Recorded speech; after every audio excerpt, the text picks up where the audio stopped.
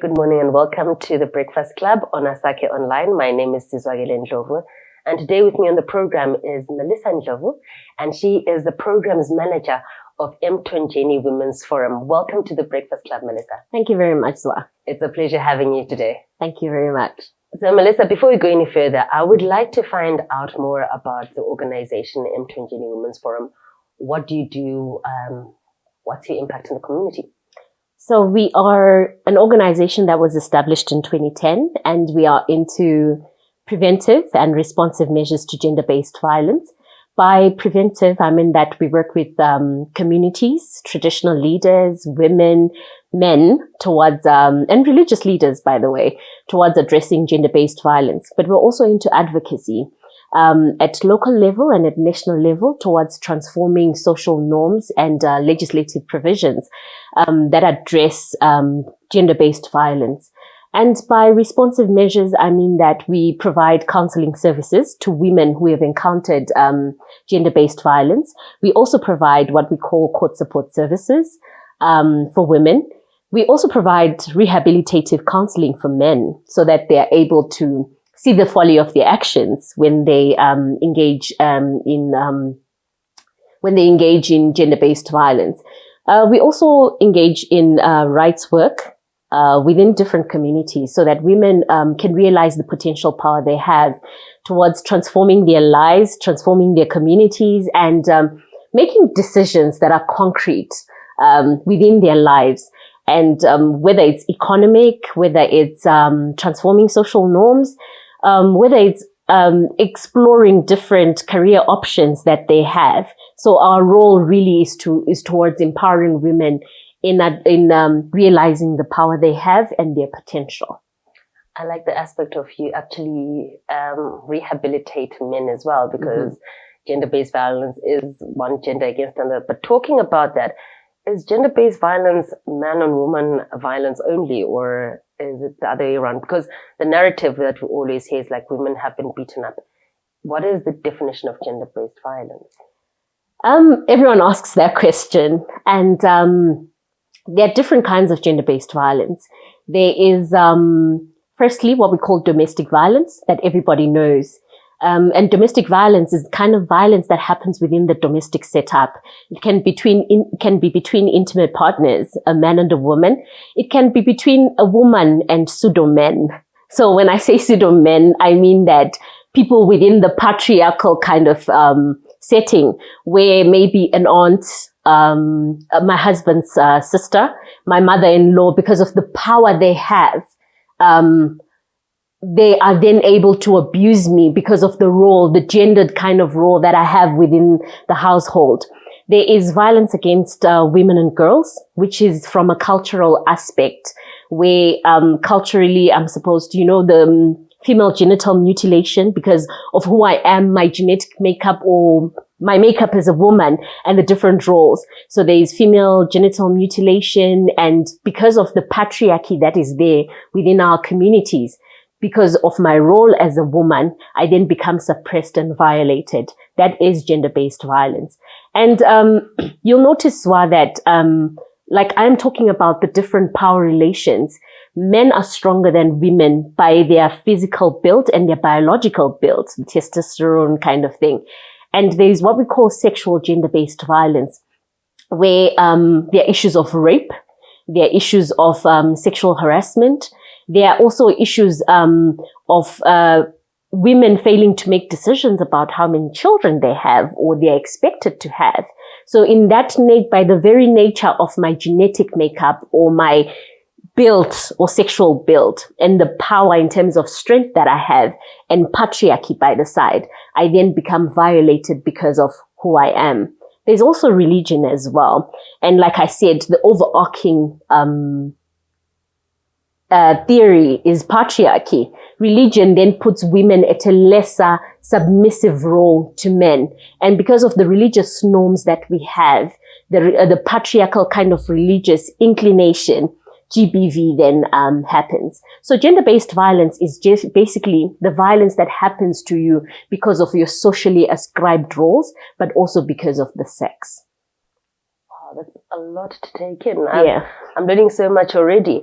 And you said you want to challenge behaviors, beliefs, and cultures that promote domestic violence and abuse. And patriarchy is just a system that seems like it will never go away. I know I'm sounding so pessimistic, but it seems like it's in our DNA, in our roles, accepted roles. How is that going in trying to address culture and dealing with it in the way it perpetuates violence and negativity in our society? I think the first port of call, Zwa, the fact that me and you are sitting here and we have day jobs means that we are making progress towards dismantling patriarchy or dealing with the system. It's not a one-day thing, I should say, but we are progressively realizing changes in women's lives. We are progressively realizing traditional leaders speaking against harmful cultural practices like beating up women. It is barbaric, and a lot of people are beginning to see that beating up a woman is actually barbaric. People are beginning to learn that not sending a child to school because she is a girl is also equally barbaric. So we are seeing a lot of people beginning to realize the challenges that patriarchy brings, the baggage that patriarchy brings with it. And transformation is really beginning to take place. We are seeing women becoming pilots, women becoming engineers, women becoming development workers and TV personalities. And that for me is a positive notion. However, there's still a lot of work that needs to be done towards addressing some of the structural barriers that come with culture, religion, and some instances, social norms. Yeah. So as an organization, have you ever been accused of trying to change cultural setups, and instead of actually helping you're trying to take the good out of the culture? Because culture does have some very dynamic elements that are good for the society, but some of these elements that are there are so pervasive because it's saying women are second-class citizens, and it's not even just one element; it's a foundation of the culture. So how the addressing of it? How has society treated the organization, and how have people responded to you taking on such a very big cause, as it were? I think, Zwa, every time when you challenge a power imbalance or you challenge those who are already in power, there's a certain shaking and people feel they're being disenfranchised or you're doing something wrong because of the privileges they've always had within society. When you start taking away that privilege, gently or otherwise, you're seen as a person who is challenging the status quo. Yes, we've had that, but our role really has been working with communities towards coming to the realization of the harm particular practices have. So we are not there to transform culture or to change culture completely. We are there to actually speak on the harmful aspects of culture, and communities realizing that the particular aspects are harmful to their women, harmful to their sisters, harmful to their mothers, their aunts, but ultimately harmful to their children. So we assist men realize the folly of some of the actions or the privileges they have within communities so that they are able to challenge them themselves and also able to transform them and come up with better alternatives, because there is nothing as awesome as seeing your daughter being empowered to make decisions. There is no joy that comes with seeing your child achieving their greatest potential as individuals. Nothing is wrong culturally with doing that. So we are into the business of tackling the harmful aspects of culture and not culture as a whole.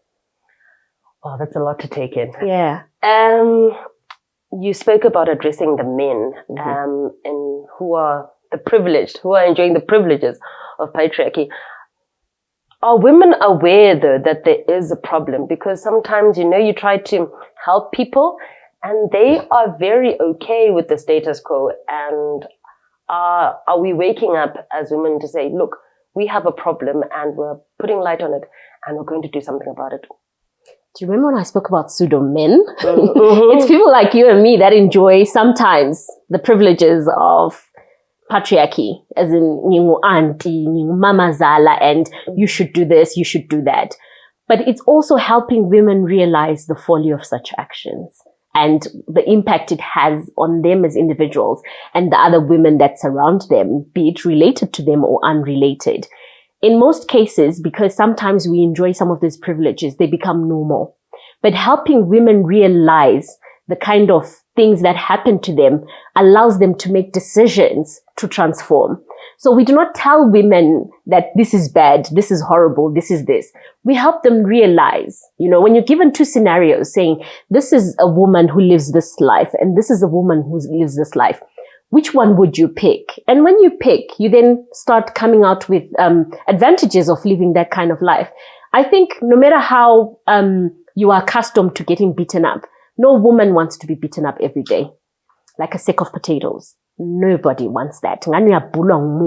Nobody wants that. So once you realize the options that you have, once you start realizing that you can get help, once you start realizing that you can live a life without violence, once you can get to the point of knowing that you do not need to rely on a man for a livelihood, you are then better able to make decisions that are good for you, good for your children, but mostly good for you as an individual. So let's talk about the aspect of being abused. You realize is a problem, and you want to do something about it. And for the majority of women, they honestly don't have any other option in terms of livelihood and sustenance and things like that. And it makes it difficult to leave because also our economy isn't very helpful either. So what do we do in situations like that where they want to leave, but they can't leave? You can't leave, you can't pay for the children's fees, you don't even have a roof over your head. How do we manage where the victim and the perpetrator are forced to be in the same environment? Well, you always have an option. It's what we tell women. No matter how drastic the situation looks like, you always have an option. In our programming as Emthonjeni Women's Forum, we realized that dealing with gender-based violence is not just empowering a person to take a stand against the situation they're in, but there's also need to economically empower women. Like, I'll keep referring to patriarchy. You know how patriarchy says you have to be submissive to a man. You have to stay at home and the man takes care of everything and you're not allowed to make particular decisions about your life. So I've been this woman who has been told all these things and that the men will provide. You're supposed to stay at home and everything. We then realized that in order for women to make meaningful decisions and to make decisions about themselves, there is need to empower them economically, either through ISOLs, either through income generating projects, because nobody holds you from going to sell tomatoes or onions outside your gate and you make a little money. So much that when you are faced with a scenario that is intolerable, such as violence, you're able to say, no, this kind of life I do not want. You would rather be alone than be a punching bag or be murdered by somebody else's child.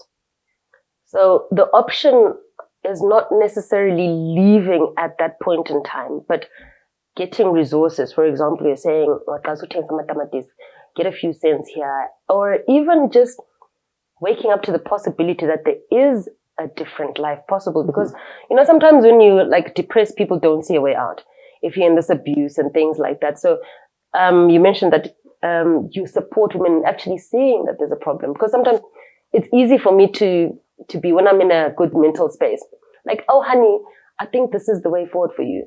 But sometimes when you're in such a dark space and you don't even realize. So the option is not just packing up and leaving. Sometimes it's waking up to the realization that there's a problem and then taking steps to do it. Is that what you're saying?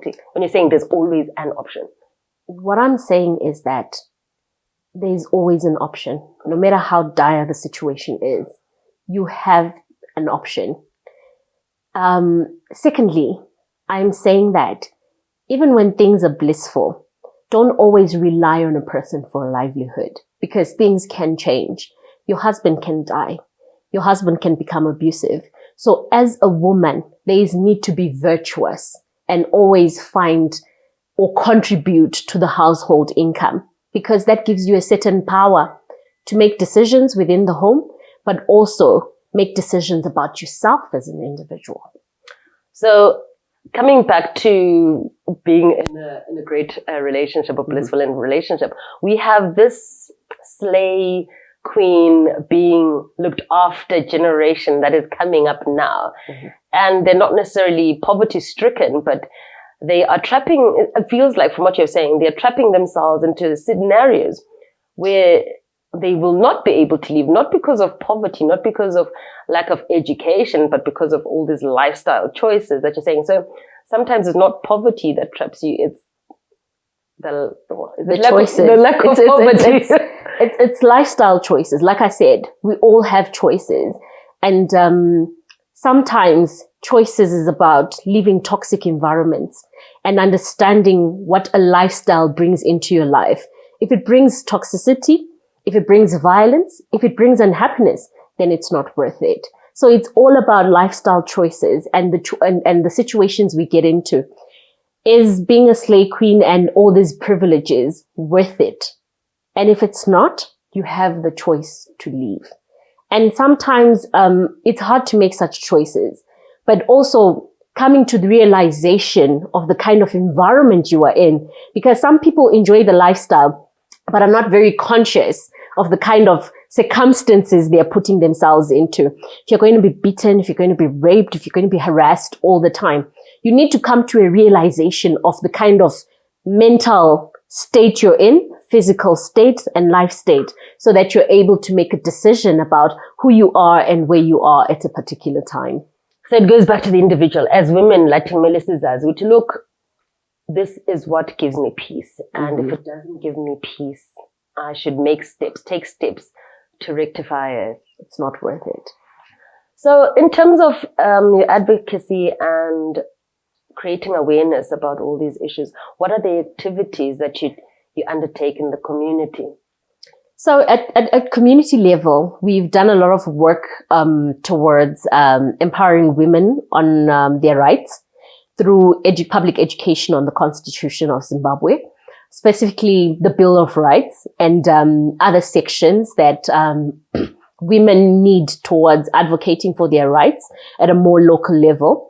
We've actually also empowered women at the local level towards engaging duty bearers or what we call solution holders, those in authority in government, traditional leaders, different committees within their space towards transforming their lives and protecting or coming to the realization of their rights.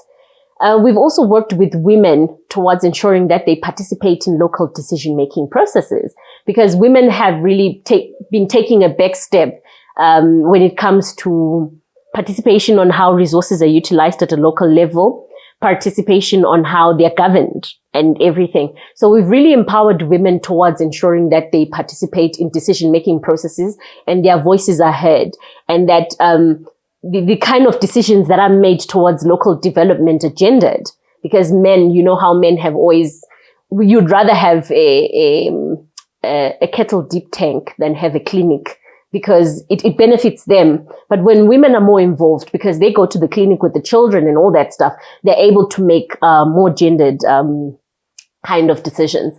We've also worked with local companies and universities towards engaging their authorities in having sexual harassment policies or policies that are gendered within the workspace that allow for equality and equity and give women equal opportunities. Men don't get pregnant. We get pregnant. We have to get home. We go home. We need hours for nursing. We need to take care of the children when they're sick. We need all that stuff. So it's about the workspace being conducive and realizing the kind of roles that we play as women that men don't ordinarily play. So, we worked on that, and, I'm happy to say that a lot of policies within the workspace were strengthened. One workplace didn't have any policy on sexual harassment, and I'm glad to say that they're on the pipeline and having one. One of the universities didn't have a sexual harassment policy. I can successfully say they now have one, which is great. And it means that our girls are protected, or our young women are protected when they go into the workspace. No die for a pass.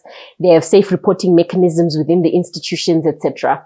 But we also went up to engage the Parliament of Zimbabwe, who is the legislator, to actually say that there are policies that are inadequate and that have gaps in them that need to really be addressed towards promoting women's mental health, security of women, and the realization of Section 52 and 53 of the Constitution that speaks to personal security and dignity of women within the broader sphere of Zimbabwe, but also within the workspace.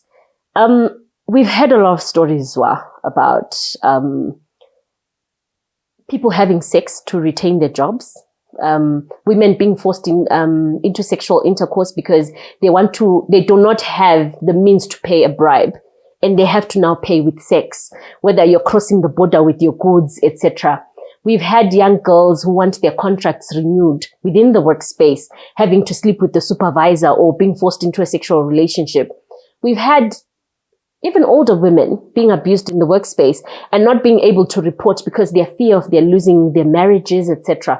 So we actually petitioned the Parliament of Zimbabwe towards ensuring that they amend the Labour Act, specifically Section 8, to comprehensively address issues of sexual harassment within the world of work. And also to broaden the definition of what sexual harassment is.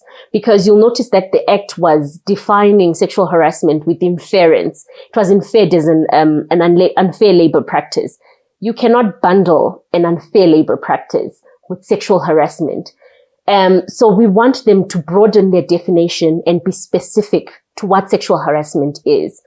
We also petition Parliament to ensure that every company has a sexual harassment policy, and the sexual harassment policy should be aligned to the Labour Act and the ILO Convention 190, which speaks specifically to safe reporting mechanisms within the workplace, the protection of the whistleblower and the victims within the workplace, ensuring that there's psychosocial support for survivors of sexual harassment, but broadly, the criminalization of sexual harassment, it should be seen as what it is and not be inferred as an unfair labor practice.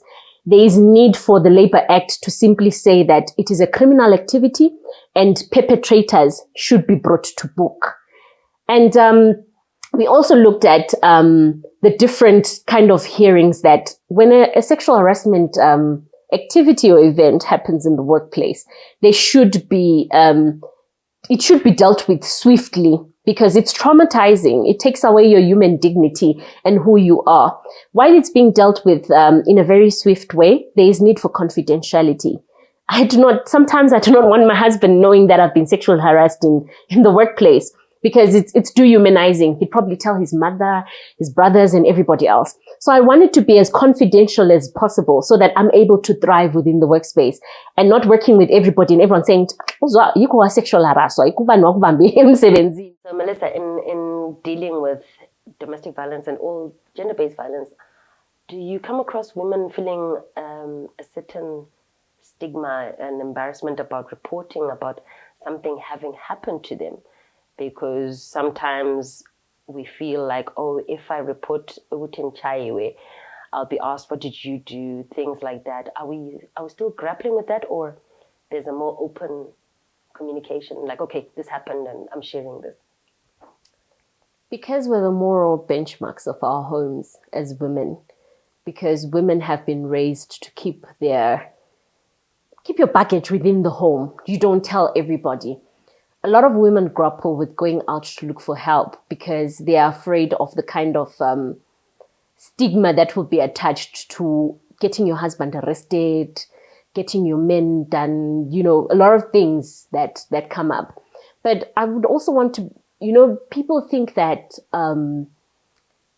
gender-based violence only happens to women who are unemployed, housewives, everything. GBV happens to women like you and me, Zwa. And because of my status, like I said, I'm the programs manager, and all the other guys start talking about it. It kills my self-esteem as an individual. It takes away power from me because other people would not feel the inclination of taking instruction from me because of the violence that I'm going through, which is obviously not my fault, but also happening to me. A lot of people are afraid of talking about it, even within religious spaces, because everyone else is going to talk about it. She's getting a beating of her life. And it kills the morale of the individual. So a lot of people decide to keep quiet about it until it's too late, or a drastic activity or an event has happened to them. So we encourage women to come forward and talk about it. That's why we have counseling. So much that if you feel you're not ready to go out and report or face the madding crowd, you can actually come privately and talk to us. Talk about what has happened to you. Talk about how it makes you feel. Talk about how it impacts your life. And when you start talking about these things and opening up about them, you then start realizing the kind of mess you're in or the challenges that you're facing. At that point, you are then able to make concrete decisions that you want to take action. When you decide you want to take action, organizations such as Emthonjeni are there to then hold your hand and assist you in taking the action that you decide to take. So yes, women are facing that. And we are not only being stigmatized by our families, we're being stigmatized by the community. We are stigmatized by the church. We're stigmatized by our workplaces. We're also stigmatized by our friends. So you're thinking of leaving him. So where are you going to go? What are you going to do? So you're getting a beating. How did he beat you? So we need to start creating an environment or frameworks or communities that are then supportive to victims of gender-based violence. That is the only way we can then eliminate or create a culture of intolerance towards gender-based violence. We need to move away from blaming the victim, but also now supporting the victim and blaming a perpetrator, so that the perpetrator is aware of the folly of their actions. They either get rehabilitated or the community is able to say no to such things. So yes, a lot of women are being stigmatized, but there's always support out there, and I encourage them to go out and get it. So let's say I have a scenario of a friend comes up and tells me, obviously this is not going to be a full counseling session, but what would be the most appropriate way to deal with that or even respond to them without making them feel even worse than they do? For example, somebody's already taken the time to open up. So what would you recommend as the next step to say, to encourage them to actually open up more or even seek advice? So the first thing that the counselor at my workplace taught me was, do not sympathize, you empathize. Because when you sympathize, you give the wrong advice. You start advising because you see it as you. But when you empathize, you see a situation for what it is and what your friend is going through. The first thing I would advise is understand the situation. Let's be a listening, because sometimes let's be a listening people, because sometimes somebody wants to just talk and offload and tell you what they're going through without you necessarily advising. So I think a good friend is a friend who listens to what I have to say. But also, a good friend is a friend who tells me where to go and get help. Because once a person starts talking, they are beginning to realize where they are. And because we are laymen, we do not know how to advise our friends, and sometimes we bring more damage than good. We then point them to the right direction where they can go and seek help. It's like having a sore foot. As a friend, I can tell you, no, you can tell me your foot is very sore and it's swelling. And I'm like, oh, it's swelling. Go to the doctor, because the doctor knows best on how to find the symptoms of what you're really suffering from and give you the relevant treatment. Okay, so I like what you said. You said sympathize versus empathizing. Yeah. And sympathizing means giving advice, which is not my role, as you're saying. So just to clarify that, it's not my role. Listen. And I suppose sometimes as friends or people who are... catch feelings. Yes, we catch them and we're on that plane. And so just listen. Just be a venting ground, as it were. And yeah, that's a good takeaway for me. Thank you so much. I think it's being a venting ground and pointing your friend in the right direction. Because I've seen scenarios where you advise a friend, they go and tell their perpetrator, boyfriend, and they come back like, Zwa said I should go and do this. So we need to allow victims to make their own decisions about their circumstances. Our job is to help them realize where they're standing, what they're going through, and pointing them in the right direction. So in any case, if, for example, I wanted to remain anonymous in a counseling situation, is there a way for me to do that? For example, I'd say I'm Zwa, but I have issues walking into your offices. Is there any way I can receive assistance remotely or anonymously, as it were? Our counselor has a toll-free number, which is 080-10188. It's 080-10188. And you're able to call our counselor from a Net One number. And when you call our counselor, the most amazing thing is I'm the programs manager and I work for Emthonjeni Women's Forum. If you came to our organization to seek assistance and went into the counseling room, there could be a number of issues. It could be maintenance. It could be that you're facing a situation of gender-based violence. It could be anything, or just wanting to talk to a counselor. I would not find out what you've spoken about. So it's strictly confidential. It's between you and the counselor. So a lot of things that happen when it comes to counseling protects the dignity of the client. And we have so much confidentiality that even the counselor doesn't necessarily write down your whole scenario, but draws it in diagrams. Not even I can read them. It's all a bunch of Greek. But there is that highest level of confidentiality that's there. You can also call, or you can book a WhatsApp conversation with our counselor, and she does it with the greatest confidentiality.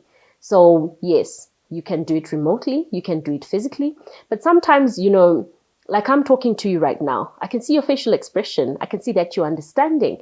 I can see that a person is crying, they're showing this emotion. We normally advise face-to-face kind of counseling sessions, because when I look at you, your facial expression, your posture, I'm able to understand and probe in a better way than talking to you on the phone, because you could be smiling, you could be crying, you could be going through a lot of things over the phone, and I cannot relate with them or see them.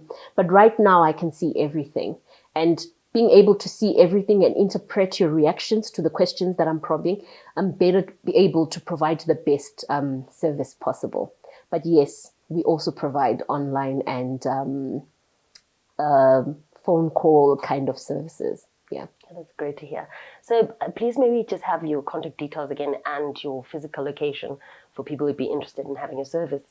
So we are located at number 32A, George Lundika, between 1st and 2nd Avenue here in Bulawayo. And we have a Facebook page. If you'd like to DM us or just speak to us or seek the services of our counselor or any kind of services from Emthonjeni, our Facebook page is Emthonjeni Women's Forum. Our Twitter handle is at Emthonjeni Women. And you can reach us on our toll-free number, like I stated before, which is 080-10188. Or you can simply just call us for some of our services. And our number is 0772 778 511. Melissa, do you have any last words for our viewers of the Breakfast Club? The first thing is that I'm really hoping that the Parliament of Zimbabwe recognizes the need to address sexual harassment within the Labour Act. This will go a long way in protecting women in their various spheres of life and within the workspace. And I'm hoping that they expand the definition of the workplace to also include informal traders, because nowadays everybody is into informal trade. And that is our world of work. It's our hustle. It's our work, so the recognition of those aspects. And I would like to specifically address women who are facing any form of violence within their homes, within their workspace, within the public sphere. It's okay to talk about it. It's okay to seek help. And it is okay to make decisions about the circumstances that you're in. So speak out. Get help, and we are here to serve. Melissa, thank you so much for this very informative conversation with you. And I know you will be back. We will want an update, as I mentioned before.